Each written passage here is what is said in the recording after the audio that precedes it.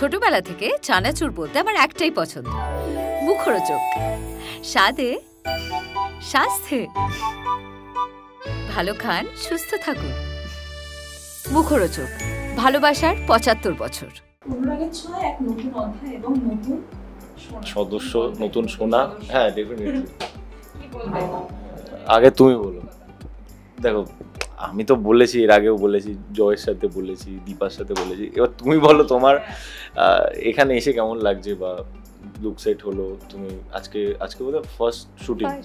হ্যাঁ, তার কারণ হচ্ছে আগের দিন প্রমোদ ছিল, সিন হয়নি।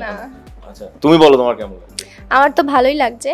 আমার এবার যখন মানে আমার একটু মিশতে তো সময় লাগে, তো আমি যখন মিশে যাব তখন আমার আরও বেশি ভালো লাগবে। ডেফিনেটলি ওর ভালো লাগছে, আমারও ভালো লাগছে।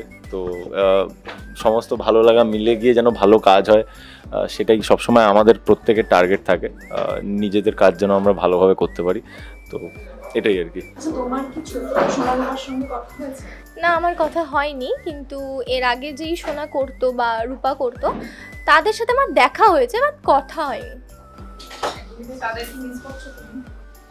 আমি সব থেকে বেশি মিস করি, আমার অ্যাকচুয়ালি মানে বরাবরই সোনাদের সাথে বন্ডিং বেশি হয়েছে। রূপাদেরও খুবই, মানে রূপাদের সাথেও বন্ডিং হয়েছে খুব, বাট মানে সোনাদের সাথে একটুখানি, যাই হোক, মানে আমার বলা উচিত না, বাট একদম যে ছোট সোনা যে প্রথম একবার এসেছিল ৬ মাসের, সে এখন অনেক বড় হয়ে গেছে। তার এখন ২ বছর ২.৫ বছর বয়স, তার সাথেও এখনও আমার কথা হয় মাঝে মাঝে। এবং যে আমার বাচ্চা সোনা মিশিতা ছিল, মানে সেও এখন একটু বড় হয়ে গেছে, সেও আমাকে প্রত্যেক দিনই প্রায় ফোন করে, আমার মাকে ফোন করে, কালকে দুপুরবেলা ফোন করেছিল। আর একজন যে সোনা দেবপ্রিয়া, তাকে আমি খুব কম দিন পেয়েছি, বাট ওই কদিনে মানে ওর সাথে অনেকটা বেশি বন্ডিং হয়েছিল। হ্যাঁ, ডেফিনেটলি নতুন সদস্য আসার পর আমরা যেরকম খুশিও হয়েছি, কিন্তু ওরা আর আসছে না, তো সেটা তো মিস তো ডেফিনেটলি করি।